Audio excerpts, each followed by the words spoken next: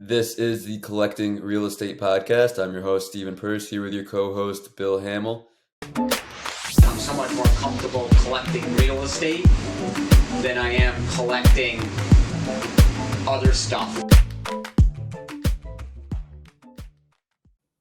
This is the Collecting Real Estate Podcast. I'm your host, Stephen Purse, here with your co-host, Bill Hamill. This morning, we interviewed Eunicia Peret. Bill, what'd you think? Eunicia was great. Never know what to expect. We're talking to a financial advisor. I always hate to assume anything, but financial advisors are sending their clients to the stock market, bonds, that type of traditional investment. And I love it that she offers real estate as a great opportunity for people to fill their portfolios. It's always a great sign when we keep talking with the guest for, 5, 10, 15 minutes after the show ends because there's so much that we have to discuss. And that's when you know the guest is really passionate about the topic that we're discussing. And that was the case today. We could have gone on for another hour. Definitely need to have her back on the show soon. Now, cool thing was she went from corporate America to one-on-one consulting. And when one-on-one, you have to customize your advice based on each individual. Yeah, and I love when someone can give the perspective of both corporate America and being an entrepreneur. They get both sides, and I think that is helping her advise her clients because she knows how to advise different people in different situations, different financial situations. Eunicia Peret, thank you so much for being here this morning with us. How are you today? It's my pleasure, Stephen. I'm doing great. Good to be here. So we want to get right into it. Tell us more about your background and where you are today. Absolutely. So my background is a little bit unorthodox from what a lot of people might expect, and part of that difference is actually what has helped me be not only successful, but really helped me help so many clients. I started my career back years ago in corporate America doing strategy consulting, where I got to solve a lot of problems without a textbook for very, very large companies, always focused on the financial function of companies, and then also really the intersection of the finance function as well as finance companies themselves, right? Think of banks, think of mortgage companies, insurance companies, etc. And when I started working with individuals one on one, I realized that there was a huge gap in what's happening in the world of financial services, wealth management, etc.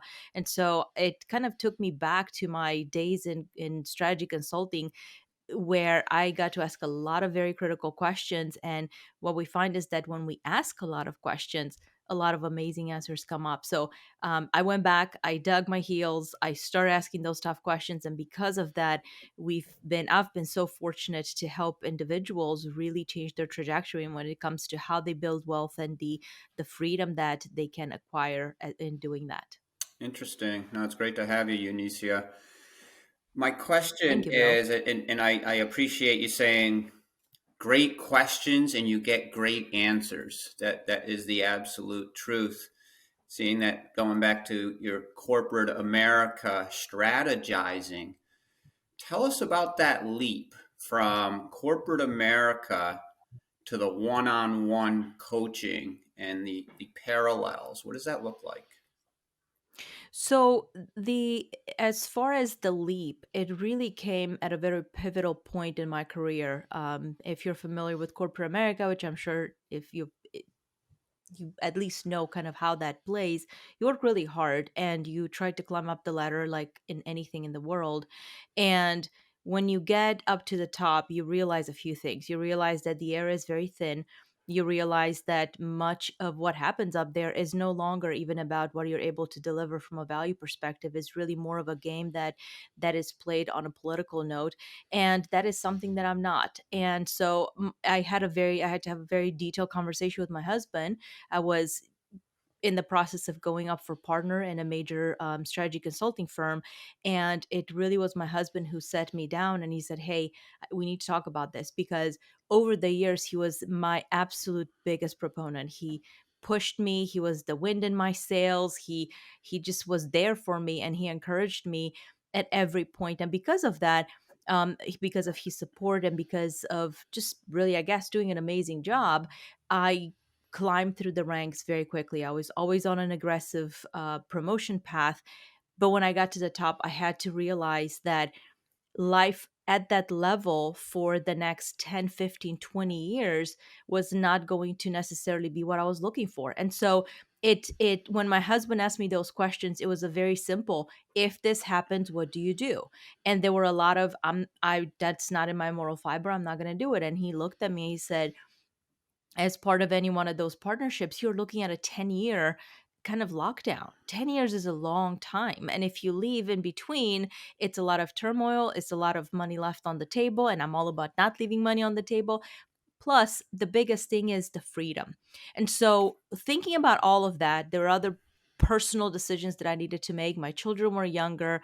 I looked at them one day and I realized that I'm never going to go see them at that age. I'm never going to experience them at that age again. And if I kept continuing on my path of traveling the nation and the world, I'm only going to continue to lose more time. And it was really, really getting to me because I had done that for many, many years. And so when I had to make a decision as to what I was going to do, I was really looking more of the traditional method, right? I was looking at partnership opportunities in PE firms, etc. And it was during that time that my husband and I had to sit down and really understand what was happening with our finances, because historically, the financial experts that we were working with, so-called experts, they just wanted to invest their money, right? They just wanted to have our money versus being open to real estate, as an example, being open to holdings. It was more about how much money were they going to invest for us. And what we realized was that when we took matters into our own hands and went down the real estate path, none of the financial advisors really cared for that. Why? Because they weren't making a whole lot of money. And so when we sat down and we looked at our own portfolio, we thought, oh my gosh, on the financial side, it was not looking very pretty because we had neglected it for so long. There's only so much you can do when your financial advisor, and quote unquote, right, gives you homework. Go do this. Look in that database to make sure that we're compliant, to make sure that we're this, because I was working for companies where compliance was a major thing. Um, and we looked at what was happening, and the big question in my mind was, why are we here, and why didn't we realize that we could have done so much better earlier in our career? And the answer was, nobody was showing us the way. And so I became passionate, super passionate with the personal side of the financial spectrum, and I just started geeking out on it, first and foremost for us. I even went back to some of our financial individuals and I said, why did you put us in XYZ? The cost is too high. And when I got chuckles in my face, literally a laughing out loud, oh, don't worry about the cost, it's all about how you fund it. I said, no, that's complete BS, because this was our parameters. This is what I told you. This is how you structure it. And I had no idea what was happening because I didn't know what was happening on their screen, in their systems, how they structure these things. And so at that point in time, I looked at my husband. I said, hey, you're at this intersection of real estate. My husband's always been in real estate and taxes. Why don't you just set up a financial advisory, not necessarily financial investments, but just a broader financial consulting advisory kind of platform? And he said, I'd love to, but I don't have the bandwidth. So at that point in time, his proposition was, he said, take a hiatus, stand it up, and then you can go back and do whatever you want. So long story short, I came in, I stood it up, I started asking a lot of those questions. I started realizing that there were so many blind spots that as individuals we have in our finances, not just us, but everybody. And so when I asked a lot of those questions, I just fell in love with how and the many, many opportunities there are to help clients completely eliminate their blind spots. Um and so because of that, I told my husband, I said, I will do it, but I fell in love with it and I did not want to give it up afterwards. So here I am, foreshadowing several years later and just enjoying life, being able to help so many families transform their finances. So many good points to unpack here. It sounds like you're definitely entrepreneurial minded. We love interviewing entrepreneurs. You were not afraid to go against the grain and take things into your own hands when you saw an opportunity. I liked how you also pointed out that a lot of times financial advisors might advise you to what makes sense for their portfolio of clients and their company, not necessarily with your best interests in mind. And a lot of time that involves not investing in real estate because that takes money away from their portfolio of investments. And back to the good question asking, that's something that Bill touched on right away. And I jotted down a note because that's so important. If you ever want to help someone, I have a sales background, and they say that to sell something, you have to help someone. And in order to help someone, you have to figure out what they need. And the best way to do that is to ask good questions. It's the same thing for being that financial advisor and asking good questions to find the best way to help someone and get them talking, get them saying what their pain points are. This is the Collecting Real Estate show. We're going to transition to real estate quickly here. You mentioned your husband's involvement in real estate. Can you tell us a little bit more about that and how that interacts with the business that you're building? So that's a great question, Stephen. Regarding my husband, he's been in real estate for many many years, and the way that he started really was on the traditional transactional side, primarily home ownership. He then started dabbling in commercial and higher end homes, and he's just become an amazing go to resource here in the Atlanta market when it comes to truly getting people the most money back in their pockets. And that was his approach to that was actually something that was both good and bad in my experience, my personal experience with real estate investments. I dabbled in real estate investments years and years back, and particularly I was bold enough to go into fix and flips and did really well. But what I found myself doing, I just because my husband is amazing at pushing the value on the high end. He knows how to articulate the value in the transaction and the negotiation process. I found myself, as you know, having to go into these people's homes, seeing their financial turmoil. And because I was good at negotiating, I was basically negotiating them now out of the house. And my heart just call me silly when it comes to real estate investments, but my heart just would not allow me to do that. So here I was spending tens of thousands of dollars in marketing and bringing my husband in. Oftentimes I would find myself just it's one of those things like, please cover your mouth, Eunicia. Don't say it. Don't say it. And I would just tell the clients, listen, I can give you an offer as an investor, but I don't want to insult you. I generally don't because I'm sure that you've been insulted by many other investors until now. But here's what we can do. I'm willing to introduce you, and yes, it is to my husband, so I would be upfront and honest about that, where I can give you this much for the house as an investor for it to make sense to me with my numbers. He can help you get a whole lot more in the marketplace. So, generally, what we were looking at, if you're looking at a like an entry level home, we're talking about home ownership, right? Just single family homes. My husband would be able to put a minimum 40 to $60,000 back into these clients' pockets, and the houses would still sell like hot bread. And so I found myself turning around all of the leads that I was getting, or the majority of the leads, and I would turn them over to my husband. So it was a net profit, but it wasn't just profit in my pocket. It was the ability to help those families. And then some of them actually became my clients early on in my kind of financial trajectory because they realized that, hey, now we have this extra money that we didn't have before. How can we put it somewhere where it's at to good use, so that it services them down the road? And it just became such a rewarding experience, to be working and partnering together. I'm no longer in that space, but oftentimes I get clients that are wanting to sell their home or are looking for someone that is going to fight for them on the real estate side and not just look for the easy, quick transaction. And that's where I'm able to refer them to my husband's team. And I know that when they do that, again, it's more clients in the client, more money in the client's pocket because of the way that these guys work. Very interesting how you're able to incorporate both your professions into providing that service for your clients, and seeing that your husband was in commercial and you guys also did high-end homes and you have experience in those fix and flips. How do you integrate real estate, whether it be commercial or a fix and flip, into one of your clients' portfolios? I love that question, Bill. And the reason I love it is because early on in my kind of trajectory as a, I will call myself as a financial strategist, I chose to be a fly on the wall in several discussions where the financial advisor would be meeting, in some cases with my clients, and in some cases with theirs. I'm all about just observing and learning and asking questions, as you know by now. And one of the things that I noticed was that anytime a client, and this happened with multiple advisors, by the way, anytime a client would ask about real estate, right? Hey, and I want to invest in real estate, or I have a real estate portfolio, or what should I do with my real estate? It almost felt like the automatic response was taboo. Let's look at all the reasons why you shouldn't own hard assets, right? If you want to invest in real estate, here is a real estate ETF. Here's what you can do. It was all about bringing the money in.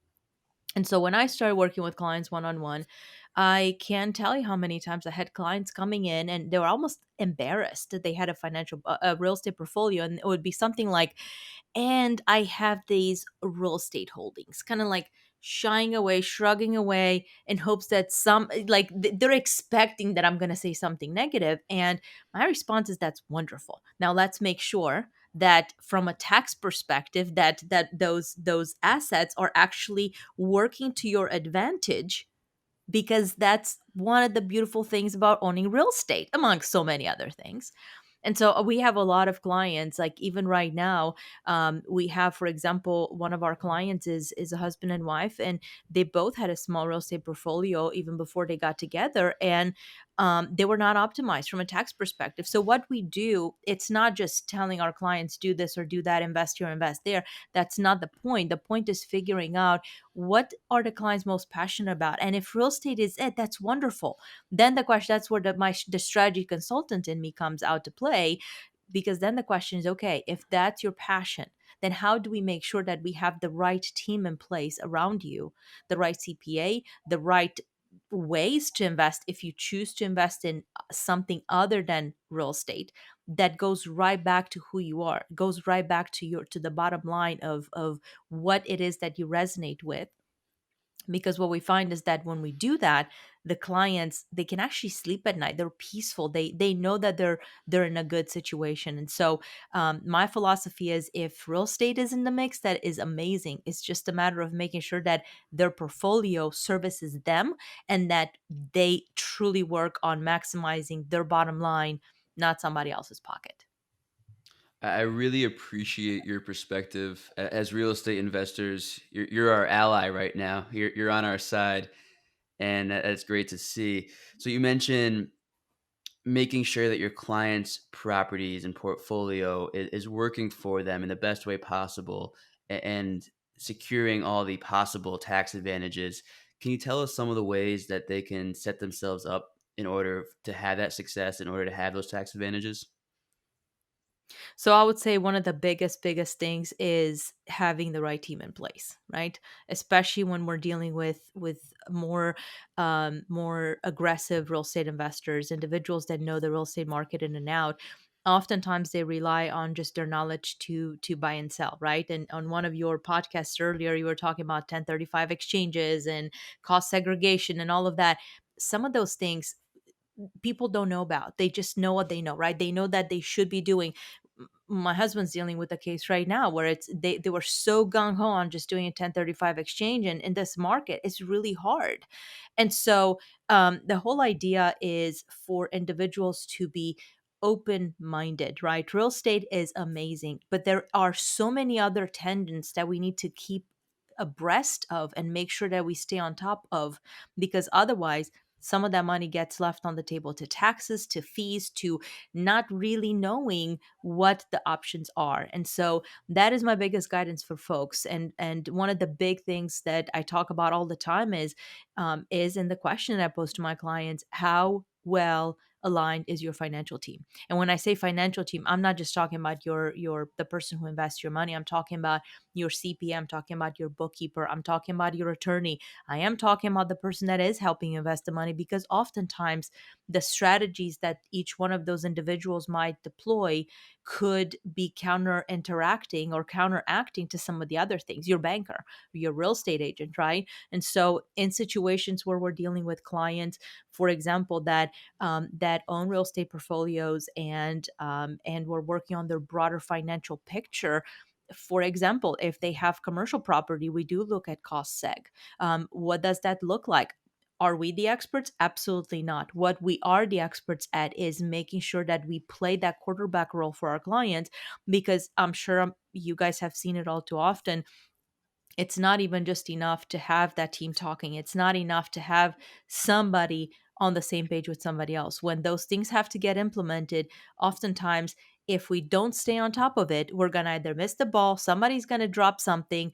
And again, it costs the client money. And so, our value add to our clients is to make sure that as those things get implemented, that they have that quarterback who is able to um, understand the problems before they arise and make sure that things get done. I love the team in place. That is so important. You could have a great deal and you don't have a team in place, and that great deal turns into a bad deal based on not getting to the closing table in an efficient way, or more importantly, a lot of times is not operating in an efficient manner, ultimately affecting the desired outcome.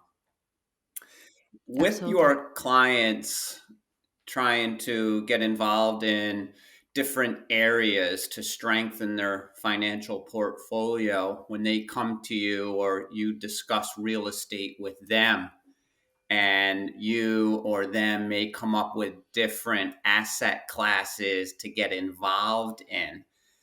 Tell us about your perspective or their perspective as far as getting into more passive investments or active. In other words, you could get into a real commercial real estate investment as a limited partner, or you would get Right. in as a general partner and have an active role. How are you able to advise different clients based on their skill sets, the time they have, etc.? That's actually a great question, Bill. It's happened so many times, and one of the big things that we do with our clients is, and this is because we found one of the big blind spots that people have is they haven't really ever had the opportunity to come to grasp with what it is that they're striving for. Because right now you're hearing everything out there, everything from real estate to invest in the market, to the markets the bottoms falling out, to invest in crypto, to, and people are myopically drawn to specific asset classes, but it's because they're hearing the hype, but they're not resonating with what's happening. And so because of that, the level of stress just goes through the roof. And so when I identified that that was a situation, we made it almost as part of our overall approach to make sure that we are on the same page with our clients, and more importantly, that they're on the same page with their own feelings. What is it that makes them feel comfortable? Because this is not about the neighbor, and it's not about the brother or the mother or the parents or anything like that. It's about what makes us feel comfortable, because life is too short and we should be enjoying it. Yeah, and yes, we want to build wealth along the way. And so when we're asking the question of what kind of ownership do they want to have, oftentimes people will say, no, I want that brick and mortar, right? So the client I was mentioning earlier with the 1035 exchange said, we want that brick and mortar, and we are okay even if we end up paying taxes. I think a lot of people don't understand that the numbers can be pretty big, especially when we're dealing with multi-millions of dollars. A big thing is having an open mindset. But the other thing is as they go through that discovery process, and we're talking about real estate, then the question comes, okay, do you want to be a limited partner and kind of take a more of a step back? Do you want to even maybe do fractional ownership? What does that look like? Right? And truly be hands off, but know that you're getting that money in on a monthly basis, or you can get to reinvest, or whatever the situation is. And oftentimes people don't even know that they have those options, especially if they're just thinking about getting into real estate, right? They might have heard of syndicates, but how in the world do you get into a syndicate, and who do you trust, and how do you find those deals? And so one of the big things that we do is, again, being the catalyst and being the quarterback for our clients, is we help them kind of navigate through all of that, and partnering them up with different teams. They get to interview different teams to say, hey, do I resonate with these people or don't I? in order to make sure that and know, have the confidence that they are in good hands and that those are people that they can trust. They didn't just find them somewhere on the internet because they were hyper targeted based on their search profile. A lot of great points again. I'm interested in your business overall. I think you have a lot of interests that are similar to real estate investors, from strategy to the self development. And I'm wondering, from a day to day perspective, what does your business look like? Do you spend a lot of time with outreach, or is it mostly one on one calls with your clients? Can you shed a little light on what that day to day looks like? So it's funny. I actually had the same conversation with one of my business mentors, my lead business mentor, last night, and I told him, I said, I would much rather sit in front of 100 people every single day, or 1,000 people every single day, and just have an open dialogue and just really be raw and honest, than sit there and write sales copy for an email. And that's just me, right? It's not that I can't write, but the whole idea about writing emails is not to just write beautiful emails, is to write to sell, right? And I don't like to do that because I don't like to sell in general. And so my day to day is preoccupied a lot, really, with my client cases. I love to get involved. That's probably the last thing that would ever really get not let go of, but where my involvement wouldn't be as hot and heavy. We have great teams in place for just about all of the other areas of the company, including some of the operations. But when it comes to the client cases, when it comes to the actual consulting piece, I just love to be there because that's where the problem solving comes into play. And then outreach, I will pick up the phone and I will reach out to clients every now and then, just because I enjoy talking to people. That's kind of what motivates me. If I have a down day and I just pick up the phone and I talk to someone, it becomes a beautiful day. Do you have clients all over the country? Yes, we do. Yeah. We don't segregate just to Atlanta. We do have clients everywhere, especially some of our most amazing clients actually come from highly taxed states because they're constantly looking for ways to optimize. We work with a lot of investors that own portfolios across a variety of different industries. We work with a lot of doctors. We work with a lot of pilots, really high income and high net worth individuals that historically they've done something with their money, right? But what they're realizing is that chances are pretty good that they're not optimized. They have that feeling of something's not right. They've worked with multiple people. They know that something could be better, but they don't quite know what. That's where we come in. And we found that being in a virtual world works very well. I was very familiar with that world for many, many years before COVID hit. And then when COVID came, of course, everybody learned to use Zoom. And then it was never a problem of trying to teach someone how to access a Zoom meeting. No, it's interesting, so important that you're excited about what you're doing every day because you're advising your clients, making sure that they're excited and they have a passion for what they want to invest in. So it's that's so important for all of us. At this point in time, I feel like no one can argue that we're not in an interesting time with different market cycles. We're at war. Inflation has just gone through the roof. I think no, I haven't seen any time in history in my lifetime where inflation has gone up in such a short period of time. I guess maybe back in the late '70s, but I could barely remember those times. So, how are you advising your clients now based on what to get involved in? Stocks, crypto, real estate during these strange times? So one of my perspectives, Bill, and I love that question, is I never tell my clients you should do this, that, or the other. I feel like my duty is to help clients understand that they have options, because that is something, frankly, that I think I'm a pretty smart individual. Um, but I didn't know that I had options myself. We didn't. My husband obviously is in real estate, and yet even there, we still didn't know. all of the options that were available to us. And my philosophy is that when clients understand that they have options, a world of possibilities opens up to them, because now they act from a place where they're comfortable with whatever decisions end up being made. And ultimately, they're the end decision makers. And so we talk and we have discussions, and I've had a lot of brand new clients reaching out to me from a variety of different venues, asking me the question of, should I continue to stay in the market? One particular example is a lady that came to us. She's in her 70s, retired. She brings a really nice income monthly from a real estate portfolio. And when we sat down and we kind of looked at just high level where her money was at, she probably has about 15 accounts over multiple brokerage houses, over multiple different types of asset classes. And her question is, how can I do better?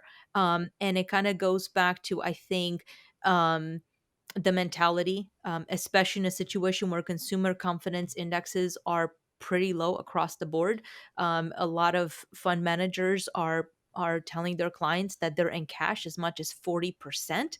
And the clients come, individuals that are, in some cases, they're sitting on a ton of money and they're still heavily invested in the market because they want to see the big gains. Whomever has been advising them is really more about just keep the money there, because if the money's there, the income on the other side ends up coming in. Uh, we're not like that at all. Our perspective is, again, going back to, if you lose 50% of your money, will you be able to sleep at night? Because what we want to do is we want to make sure that we counter those feelings of anxiety and emotional imbalance because of what may or may not happen with the portfolios. Likewise, even on the real estate side, people are still very bullish, I think, and what we don't know is, because of this inflation, what's really going to happen with the real estate market. But when you have people still going and bidding wars, sure, more supply is limited, but is this the time to go into bidding wars with everything that's at play just because of inflation? I don't know. That's a question that I haven't quite answered, but again, it goes back to, people are acting from a place of fear versus a place of confidence, because they understand that, hey, I have options. I could potentially park the money for a time, make sure that it still grows, make sure that it's safe, and then it gives me the opportunity to do something more and better with it down the road, when maybe the market will correct, because I don't think it can keep going up like this the way that it has the last few years. But people are looking at safe ways to get out of the bank and get into something, and that's also not the right answer. So I know my answer was clear as mud, didn't give you a one specific response, because it really depends on the individual, and without understanding what their specific goals and desires are, there are so many different things that they could be doing, could or could not, should or should not be doing when it comes to decisions and next steps. I love a few points that you made there. That acronym FOMO, fear of missing out, is the way that I took that. And whether it be crypto or real estate at different market cycles, it's, hey, I got to get in. Look at everybody making all this money. People tend to get in, not educated, and at some point in any asset class, people lose money. You get in at the wrong time and you're not educated on what you're doing. There's always people at the end of any good market cycle that are going to lose. Seeing that, Absolutely. your husband has that real estate background, you have that financial consulting background. I want to be a fly on the wall.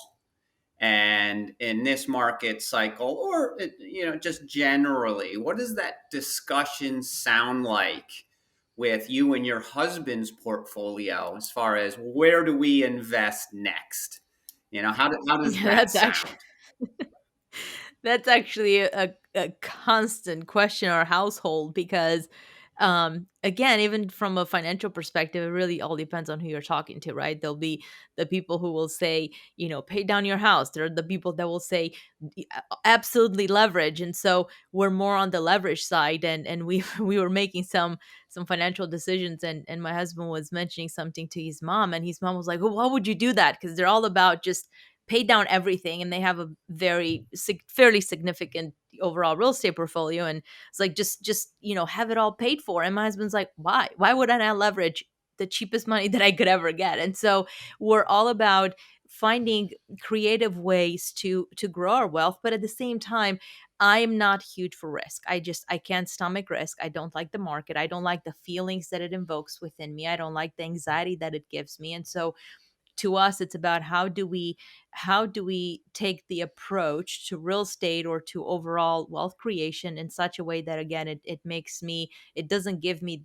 the feeling of I've got the elephant on my chest. And so the question of real estate has always been one. Is this the right time to invest in real estate? I don't know. It's kind of crazy. The real estate market, at least here in Atlanta, is really solid.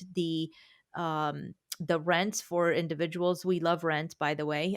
For individuals that are in the rental space, the rents are going through the roof. But then if we're looking at a changing economy, we have to look at the other side as well, right? If we're looking at a changing economy and run into the situation where you've bought properties that are too high and people aren't able to pay the rents, now it becomes a not so enticing equation. So it's really a balancing act. And I think it's all about being opportunistic, right? When the right opportunity comes through, to your point from earlier, not having that fear of missing out. It's a very strong feeling for people that are going through it. Um, Being able to just say it's okay. I'm not dealing with that. I'm not going to let it impact me. It's a huge mindset shift, and one that I feel we must have in order to not get burned out or burn our money. In other words. No, risk profile is huge. You can have two different people with similar portfolios, and some have a higher appetite for risk than others. And you're, I'm sure, measuring that with your clients and advising accordingly. This is the Yes. collecting real estate show. So they say you have to have three of something to make a collection. So we have three questions for you. Number one, what is your 1 year business goal? My 1 year business goal, particularly on the consulting side, it's for us to help a minimum of 300 families this year. We know that it's doable because we've done it in the past, but we've done it in the past in a little bit of a different fashion. And the clients that we're working with now, it really requires them to have that open mindset. So we want to be conservative, but we want to get to as many families as we humanly possibly can, because the benefits of them understanding their options, minimizing their taxes, optimizing their portfolio, and just really being able to align with where they need to be, put so much more money right back into their pocket that we feel it's our mission to speak with as many individuals as we can. I love that. Number two, your 1 year personal goal. My 1 year personal goal is to continue to demonstrate to our children that it is possible to grow a business and grow multiple businesses, as a matter of fact, and still have a healthy personal balance. I won't call it work life balance, because I don't look at what I do as work, but I do look at having a healthy balance to our personal life, right? The time that we spend with our children. And they saw me traveling and working really my tail off for years and years. It was 24 hours around the clock. Whatever needed to get done got done, because there were teams that were depending on me and clients that were depending on me. And it's the same thing now, but I'm in a position where I can help my clients with some of those same issues. And because I'm able to help them and I know how to look from the outside in, um, my goal is to continue to help them see that, because if not, I'm going to send them right into wanting to work for somebody else and have a job. I don't want them to just have a job. I want them to, whatever it is that they do in life, to find pleasure. And that's very important to me. I love that. No job. We don't want a job. Um, it's definitely not what I want. It's not what I want. And I've been guilty of that. I am an entrepreneur at heart, built up a business, ultimately created a job for myself. And that was something that I had to reflect and figure out and say, okay, I have to get back to being that entrepreneur to have that that freedom that I originally desired. Last question. And the funny thing to that, Bill, is I grew up in corporate America. I grew up going through the motions and seeking the promotions and all of that. So when I did go the entrepreneurial path and the business ownership path, I had to start with the very basics. Can I even pay myself was the big question, right?